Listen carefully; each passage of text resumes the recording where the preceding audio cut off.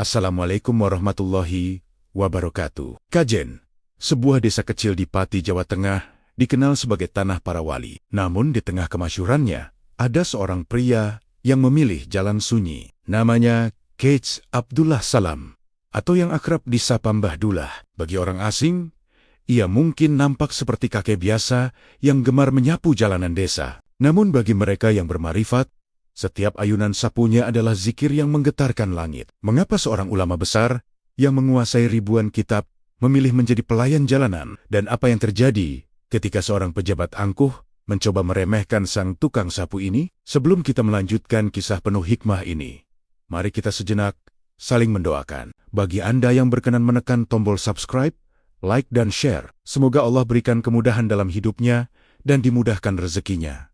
Amin. Fajar baru saja menyingsing. Mbah Dullah Salam sudah menyelesaikan putaran sapunya di depan madrasah dan sepanjang jalan desa. Beliau tidak menyapu karena dibayar, bukan pula karena tugas kebersihan desa. Beliau menyapu karena kecintaannya pada kebersihan, sebuah manifestasi dari iman yang paling dalam. Bagi Mbah Dullah, menyapu adalah cara untuk membuang kesombongan diri. Namun, jika Anda mencarinya di kursi empuk atau singgasana kehormatan, Anda akan kecewa. Mbah Dullah lebih sering ditemukan di dapur, di sawah, atau di jalanan dengan sapu lidi di tangannya. "Mbah, sampun, biar saya saja yang teruskan," ucap seorang santri yang merasa iba melihat gurunya yang sudah sepuh bersimbah keringat. Mbah Dullah hanya tersenyum tipis, matanya teduh, namun memancarkan kewibawaan yang membuat sang santri tertunduk. "Kebersihan itu bagian dari ibadah, Le. Kalau aku masih bisa bergerak, kenapa harus orang lain yang mengambil pahalaku?" Jawabnya singkat namun dalam. Suatu pagi, sebuah mobil mewah berwarna hitam mengkilap dengan plat merah masuk ke desa Kajen. Di dalamnya duduk seorang pejabat tinggi dari ibu kota yang sedang melakukan perjalanan dinas. Sang pejabat ini dikenal haus akan berkah dari orang-orang suci, namun hatinya penuh dengan rasa bangga akan jabatannya. "Mana itu rumah Kiai Abdullah Salam? Saya dengar dia kiai besar di sini," tanya sang pejabat kepada ajudannya dengan nada memerintah. Mobil itu berhenti tepat di samping seorang kakek yang sedang memunguti sampah plastik di pinggir jalan. Sang pejabat menurunkan kaca mobil. Udara sejuk AC keluar menyentuh wajah kakek tua itu. "Hei, Pak Tua, kamu tahu rumah Mbah Dullah Salam?" teriak sang pejabat tanpa turun dari mobil. Kakek itu berhenti sejenak, menatap sang pejabat dengan tatapan datar namun menembus jiwa. "Oh, rumahnya di sebelah sana, lewat gang kecil itu. Tapi beliau sedang sibuk. Mungkin tidak bisa menerima tamu sembarangan," jawab si kakek tenang. Sang pejabat tertawa meremehkan. "Sibuk apa? Saya ini pejabat penting. Tidak ada kiai yang berani menolak saya. Kamu cuma tukang sapu, jangan sok tahu." Si kakek hanya mengangguk pelan dan melanjutkan pekerjaannya tanpa berkata-kata lagi. Sesampainya di depan gerbang pesantren, sang pejabat turun dengan gagahnya. Ia disambut oleh beberapa pengurus pondok yang nampak bingung. "Saya ingin bertemu Kiai Abdullah Salam sekarang," tegasnya. "Mohon maaf, Bapak, Mbah Dullah tadi sedang keluar untuk kegiatan rutin beliau," jawab salah satu ustadz dengan sopan. Tak lama kemudian, nampak sosok kakek tua pembawa sapu lidi tadi berjalan perlahan memasuki gerbang pesantren. Seluruh santri yang ada di halaman seketika berdiri. Mereka menunduk dalam, bahkan ada yang berebut untuk mencium tangan kakek tersebut. Suasana yang tadinya bising mendadak senyap, hanya penuh dengan aura takzim. Sang pejabat terbelalak, jantungnya berdegup kencang saat melihat kakek tukang sapu yang tadi ia bentak di jalanan, kini sedang dikerumuni oleh orang-orang dengan rasa hormat yang luar biasa. Mbah Dullah berjalan mendekat. Beliau tidak marah, tidak pula sombong. Ada getaran hebat yang terpancar dari sosok bersahaja ini, sesuatu yang disebut haibah kewibawaan ilahi. "Silakan masuk, Bapak pejabat. Tadi Bapak tanya rumah saya, kan? Maaf kalau tukang sapu ini jalannya lambat," ucap Mbah Dullah dengan suara lembut, namun terasa seperti guntur di telinga sang pejabat. Seketika itu juga, kesombongan sang pejabat runtuh. Segala pangkat, bintang di pundak, dan jabatan yang ia banggakan terasa sampah di hadapan kakek tua yang memegang sapu lidi ini. Ia tersangkur, bersimpuh di kaki Mbah Dullah Salam. "Ampun, Mbah, ampun, saya khilaf. Saya tidak tahu," rintihnya sambil menangis. Mengapa seorang manusia yang sudah mencapai puncak ilmu justru memilih hidup seperti rakyat jelata? Di hadapan Mbah Dullah Salam, Uang dan jabatan hanyalah mainan yang tak lebih berharga dari debu yang beliau sapu di jalanan. Sang pejabat yang datang dengan kesombongan kini membawa sebuah tas koper hitam berisi tawaran yang menurutnya tak mungkin ditolak. Namun, ia lupa satu hal. Bagi seorang wali, dunia sudah selesai, dan urusannya kini hanya dengan sang pemilik dunia. Setelah suasana sedikit mencair, sang pejabat berdeham, mencoba mengembalikan sisa wibawanya. Ia memberi kode kepada ajudannya untuk meletakkan sebuah koper hitam di tengah-tengah tikar. "Mbah Dullah," ucap sang pejabat dengan suara yang dipaksakan lembut. "Sebagai tanda permohonan maaf saya tadi di jalan, dan sebagai wujud syukur saya atas bantuan doa-doa Mbah selama ini, mohon diterima sumbangan ini. Ini ada uang tunai 1 miliar rupiah untuk renovasi pondok. Dan ini cek kosong yang bisa Mbah tulis angkanya untuk kepentingan pribadi Mbah." Suasana di ruangan itu mendadak hening. Para santri yang mengintip dari balik tirai menahan napas. Bagi kebanyakan orang, itu adalah tiket menuju kemewahan seumur hidup. Namun, Mbah Dullah bahkan tidak melirik koper itu. Beliau justru asyik menyesap tehnya yang masih mengepul. "Bapak pejabat," suara Mbah Dullah tenang, tanpa nada marah sedikit pun. "Pondok ini milik Allah, santri-santri. Makan dari rezeki Allah. Kalau Allah mau pondok ini bagus, Dia punya banyak cara, tanpa harus merepotkan Bapak." Sang pejabat tertegun. "Tapi Mbah, pondok ini sudah tua. Dindingnya retak. Mbah sendiri." "Maaf, Mbah masih menyapu jalanan sendiri. Dengan uang ini, Mbah bisa bayar puluhan tukang sapu, agar Mbah bisa istirahat." Mbah Dullah tersenyum. Kali ini ada binar kebijaksanaan di matanya. Beliau menunjuk ke arah sapu lidi yang tadi disandarkannya di dekat pintu. "Bapak mengira saya menyapu karena tidak punya uang untuk bayar orang. Bapak salah." Mbah Dullah menjeda sejenak. "Setiap helai lidi ini, saya niatkan sebagai zikir. Setiap sampah yang saya ambil, saya niatkan untuk membersihkan sampah-sampah di dalam hati saya sendiri. Sombong, ria, merasa lebih mulia. Itu kotoran yang lebih bau dari sampah di jalanan, Pak." Beliau melanjutkan, "Kalau saya berhenti menyapu dan menikmati uang Bapak, maka kotoran di hati saya akan menumpuk. Siapa yang akan menyapunya kalau bukan saya sendiri?" Mbah Dullah dikenal dengan prinsip zuhud yang sangat ekstrim, namun santun. Beliau tidak anti kekayaan, tapi beliau menolak jika kekayaan itu mengikat hatinya. Pernah suatu ketika, beliau diberikan mobil mewah oleh seorang pengusaha. Namun, mobil itu hanya berakhir menjadi jemuran sarung santri, karena Mbah Dullah lebih memilih berjalan kaki atau naik sepeda tua. "Uang Bapak bawa pulang saja, berikan kepada rakyat yang lebih membutuhkan di Jakarta. Di sana banyak orang lapar yang berteriak di bawah gedung tinggi Bapak. Kalau Bapak kasih ke saya, itu namanya Bapak membuang garam ke laut," ucap Mbah Dullah sambil mendorong koper itu kembali ke arah sang pejabat. Ajudan sang pejabat gemetar. Ia belum pernah melihat orang yang begitu mudahnya menolak mahar dunia. Di matanya, Mbah Dullah seolah-olah melihat uang miliaran itu seperti tumpukan daun kering yang harus segera disapu. Melihat penolakan itu, sang pejabat justru semakin merasa kerdil. Ia menyadari bahwa ia tidak sedang berhadapan dengan kiai biasa yang bisa dibeli dengan donasi. Ia sedang berhadapan dengan manusia yang hatinya sudah selesai dengan dunia. "Lalu, apa yang bisa saya lakukan agar Mbah memaafkan saya?" tanya sang pejabat dengan mata berkaca-kaca. Mbah Dullah menatapnya dalam. "Pulanglah, jadilah pejabat yang jujur. Jangan makan harta rakyat. Setiap rupiah yang Bapak ambil secara tidak sah, itu akan menjadi sampah yang paling berat di akhirat nanti. Sapulah hati Bapak sendiri sebelum Bapak mencoba menyapu dunia." Kalimat itu telak menghantam batin sang pejabat. Ia teringat akan proyek-proyek yang sering ia manipulasi. Ia teringat akan kesombongannya. Di ruangan kecil itu, ia merasa Sioluyala sedang disidang oleh kebenaran itu sendiri. Kabut kewalian Mbah Dullah Salam ternyata telah menembus batas samudra. Seorang ulama besar dari Tanah Suci, Syekh Muhammad, datang jauh-jauh hanya untuk mencari sosok yang ia lihat dalam mimpinya. Seorang pria yang wajahnya bersinar saat menyapu jalanan. Namun, Mbah Dullah adalah ahli dalam menyembunyikan jati diri. Baginya, karomah bukanlah tontonan, melainkan rahasia antara kekasih dengan sang kekasih. Akankah Syekh dari Madinah ini berhasil menyingkap tirai kewalian sang penyapu jalanan? Syekh Muhammad dari Madinah berjalan menyusuri gang-gang kecil Kajen. Ia bertanya kepada setiap orang yang ia temui mengenai K.H. Abdullah Salam. Namun, setiap kali ia bertanya, penduduk menunjuk ke arah seorang kakek yang sedang memegang arit dan memanggul rumput kering.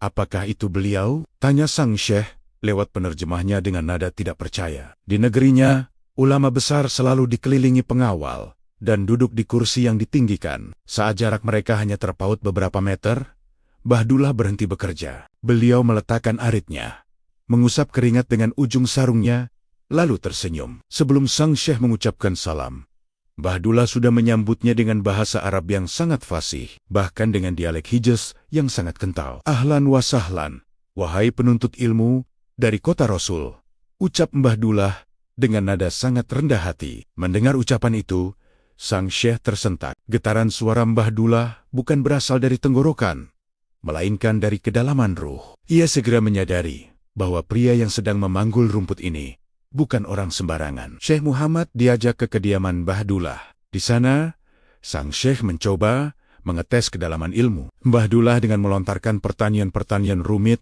seputar kitab Ihya Ulumuddin dan kerumitan sanad hadis. Dengan tenang sambil tetap menyuguhkan teh dan pisang rebus, Bahdullah menjawab semua pertanyaan itu, seolah-olah beliau yang menulis kitab tersebut. Namun, sang syekh belum puas.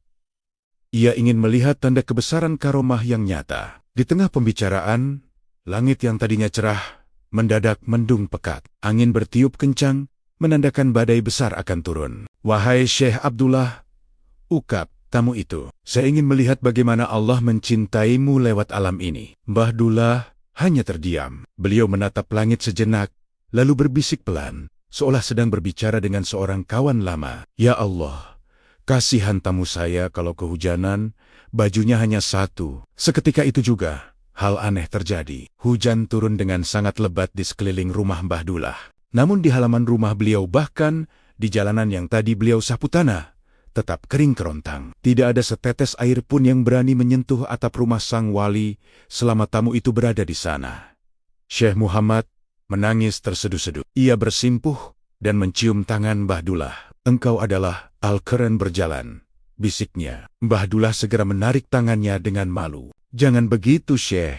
Saya hanya tukang sapu. Karomah itu ujian, bukan prestasi. Saya lebih takut karomah ini membuat saya lupa bahwa saya hanyalah hamba yang hina. Bahdullah memang seorang hafidz penghafal Al-Quran yang sangat luar biasa. Konon, beliau menjaga hafalannya dengan cara yang tak masuk akal.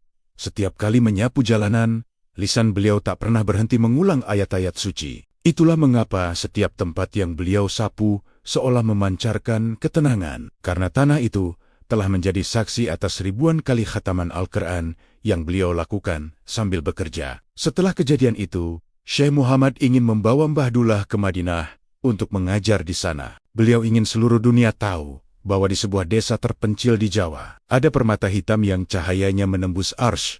Namun, Bahdullah menolak dengan halus. Tempat saya di sini, Syekh, menyapu jalanan kajen dan mendidik santri-santri kecil. Kalau saya terkenal, saya tidak bisa lagi menyapu jalanan dengan tenang. Saya tidak mau kehilangan kemerdekaan saya sebagai orang biasa. Bagi Bahdullah, popularitas adalah penjara. Beliau sangat konsisten menjaga humul keinginan untuk tidak dikenal. Bahkan, beliau sering marah jika ada santri yang menceritakan kelebihan-kelebihannya kepada orang luar. Ulama dunia pun bersimpuh.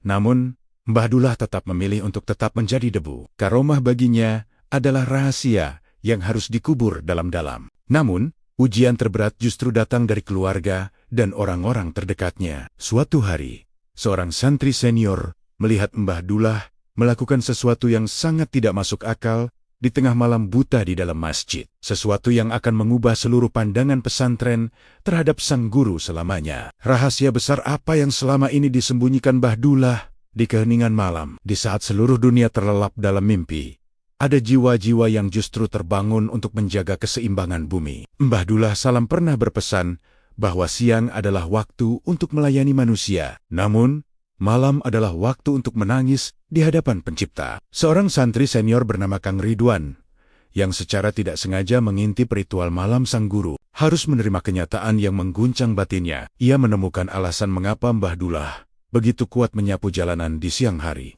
Karena seluruh tenaganya berasal dari sujud yang tak bertepi di kegelapan malam. Malam itu Kang Ridwan tidak bisa tidur karena merasa gelisah. Ia memutuskan untuk pergi ke masjid untuk melakukan syalat sunnah. Namun, langkahnya terhenti di depan pintu masjid yang sedikit terbuka. Ia melihat sosok gurunya, Mbah Dullah, sedang berdiri dalam salatnya. Awalnya nampak biasa, namun Kang Ridwan menyadari sesuatu yang aneh. Tubuh Mbah Dullah nampak sangat ringan, seolah-olah tidak menapak di bumi. Setiap kali beliau membaca ayat-ayat Al-Quran, suaranya bukan lagi seperti suara manusia tua yang lelah, melainkan suara yang begitu merdu dan menggetarkan dinding-dinding masjid. Kang Ridwan tertegun saat melihat air mata Mbah Dullah mengalir deras hingga membasahi tempat sujudnya. Beliau menangis bukan karena urusan dunia, bukan karena uang atau jabatan, melainkan karena rasa rindu yang luar biasa kepada Tuhannya. Ya Allah, ampuni dosa-dosa penduduk Kajen, ampuni mereka yang membuang sampah di jalanan, ampuni mereka yang hatinya masih kotor, bisik Mbah Dullah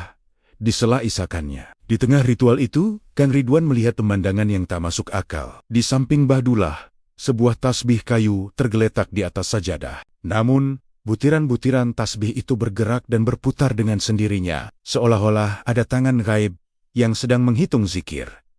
Setiap butiran tasbih itu berbunyi, Allah aja. Dengan suara halus yang selaras dengan detak jantung Mbah Dullah, Kang Ridwan gemetar. Ia menyadari bahwa ia sedang melihat fenomena fana, di mana seorang hamba sudah kehilangan kesadaran akan dirinya karena terlalu tenggelam dalam keagungan Allah. Kang Ridwan menangis. Ia merasa sangat kecil. Selama ini, ia menganggap Mbah Dullah hanya seorang kiai sepuh yang gemar menyapu. Namun ternyata beliau adalah mazin spiritual yang mendoakan keselamatan umat di saat orang lain sibuk mendengkur. Setelah menyelesaikan salatnya, Mbah Dullah tiba-tiba menoleh ke arah pintu, tepat ke tempat Kang Ridwan bersembunyi. Beliau tidak menoleh dengan marah, melainkan dengan tatapan yang sangat teduh, namun penuh rahasia. Ridwan, masuklah, jangan berdiri di luar terus, nanti masuk angin, ucap Mbah Dullah dengan suara normal, seolah tidak terjadi apa-apa sebelumnya. Kang Ridwan masuk dengan kaki gemetar. Ia langsung bersimpuh di depan gurunya. Mbah, maafkan saya tidak sengaja melihat. Mbah Dullah memegang pundak santrinya itu. Ridwan, apa yang kamu lihat malam ini, jangan pernah diceritakan kepada siapapun selama aku masih hidup. Rahasia antara hamba dan Tuhannya itu seperti rahasia suami istri. Tidak elok jika diceritakan ke orang lain. Mbah Dullah kemudian memberikan sebuah nasihat yang akan diingat Kang Ridwan seumur hidup. Menyapu jalanan itu mudah, Ridwan. Yang susah itu menyapu kotoran di hati sendiri. Malam hari adalah waktu untuk membuang sampah-sampah batin itu, agar besok pagi kita bisa melayani manusia dengan hati yang bersih. Keesokan harinya, seolah-olah untuk menguji apa yang dikatakan Mbah Dullah semalam, sebuah kejadian pahit menimpa beliau. Saat sedang menyapu jalanan seperti biasa, seorang pemuda desa yang sedang mabuk dan terpengaruh pergaulan buruk lewat dengan motornya, dan sengaja menabrak tumpukan sampah yang baru saja dikumpulkan Mbah Dullah. Hei tua bangkai, kerja yang bener dong, debunya kena muka saya, teriak pemuda itu sambil meludah ke arah tumpukan sampah. Kang Ridwan yang melihat kejadian itu dari jauh, merasa darahnya mendidih. Ia ingin lari dan menghajar pemuda itu. Namun, Mbah Dullah hanya tersenyum. Beliau tidak marah sedikit pun. Beliau justru memunguti kembali sampah yang berhamburan itu dengan tenang. Maaf ya Le, maaf kalau debunya ganggu kamu, ucap Mbah Dullah sambil tetap menyapu. Malamnya, Kang Ridwan melihat Mbah Dullah kembali bersujud. Dan yang mengejutkan, nama pemuda yang memaki beliau tadi adalah nama pertama yang beliau sebut dalam doanya agar diberikan hidayah. Itulah kekuatan Mbah Dullah. Membalas ludah dengan doa, membalas makian dengan syafaat. Dendam tidak ada dalam kamus seorang wali. Bagi Mbah Dullah, setiap makian adalah cara Allah membersihkan jiwanya. Namun, fisik yang renta itu ada batasnya. Setelah puluhan tahun mengabdi pada jalanan dan santri, Mbah Dullah mulai menunjukkan tanda-tanda bahwa perjalanannya di dunia akan segera berakhir. Namun sebelum pergi, beliau meninggalkan sebuah wasiat terakhir yang sangat sederhana, namun sangat mengguncang seluruh keluarga besar pesantren, Mathaliul Falah. Pesan apakah itu? Dan fenomena luar biasa, apa yang terjadi di langit Kajen saat Mbah Dullah jatuh sakit? Setiap pertemuan pasti akan menemui titik pamitnya. Bagi seorang wali, kematian bukanlah hal yang menakutkan, melainkan pintu menuju pertemuan yang paling dinantikan dengan sang kekasih. Tahun 2000 menjadi saksi, Saat raga yang puluhan tahun menyapu debu jalanan itu mulai melemah. Namun, di saat-saat terakhirnya, Mbah Dullah Salam tidak meminta monumen, tidak meminta nama besar, apalagi upacara megah. Beliau meninggalkan sebuah wasiat yang membuat seluruh jagat pesantren tertunduk malu atas kesombongan mereka selama ini. Di kamar yang sangat sederhana, Mbah Dullah berbaring dengan wajah yang nampak lebih bersinar dari biasanya. Tidak ada peralatan medis mewah, hanya lantunan ayat suci Al-Quran dari para santri yang tak henti-hentinya mengalir seperti sungai. Para kiai besar dari berbagai penjuru Jawa berdatangan. Mereka duduk bersimpuh di lantai, berebut ingin memberikan penghormatan terakhir. Namun, Mbah Dullah tetaplah Mbah Dullah.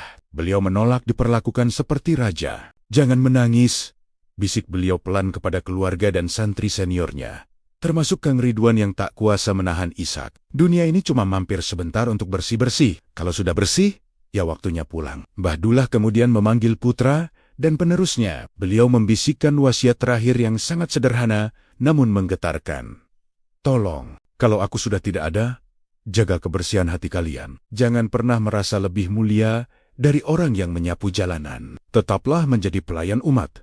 Jangan minta dilayani." Mbah Dullah juga meminta agar pemakamannya dilakukan sesederhana mungkin. Beliau tidak ingin ada keramaian yang berlebihan yang bisa mengganggu kekhusyukan warga desa. Hingga napas terakhirnya berhembus pada hari Sabtu, 6 Mei tahun 2000. Beliau pergi dengan cara yang sangat tenang, seperti hembusan angin pagi yang membersihkan debu. Sesaat setelah beliau dinyatakan wafat, fenomena aneh terjadi di langit Kajen. Meskipun saat itu musim kemarau, awan putih tipis membentuk formasi yang menaungi seluruh desa, membuat suhu udara menjadi sangat sejuk. Bau harum bunga melati yang sangat kuat tercium di sepanjang jalanan yang biasanya disapu oleh beliau. Meskipun tidak ada satupun pohon melati yang sedang berbunga di sana. Beliau benar-benar sudah selesai menyapu dunia ini, bisik penduduk desa sambil meneteskan air mata. Meskipun keluarga sudah mencoba menjaga kesederhanaan, berita wafatnya Mbah Dullah menyebar seperti api di tengah padang ilalang. Ribuan orang, mulai dari tukang becak, petani, santri, hingga pejabat tinggi negara yang dulu pernah beliau tegur, tumpah ruah di jalanan Kajen. Jalanan yang dulu beliau sapu dengan tangan sendiri, kini dipenuhi oleh lautan manusia yang ingin mengantarkan jasadnya. Tidak ada teriakan histeris, hanya gema kalimat La ilaha illallah yang menggetarkan bumi. Menariknya, para santri berebut untuk memegang sapu lidi peninggalan beliau, menganggapnya sebagai jimat pengingat tentang kerendahan hati. Banyak saksi mata melihat saat keranda Mbah Dullah lewat, burung-burung di pepohonan seolah menunduk. Tidak ada kicauan liar, hanya kesunyian yang dalam. Alam pun tahu bahwa salah satu penjaganya telah kembali ke pangkuan Tuhan. Mbah Dullah Salam dimakamkan di kompleks makam Syekh Ahmad Mutamakin, leluhur yang sangat beliau cintai.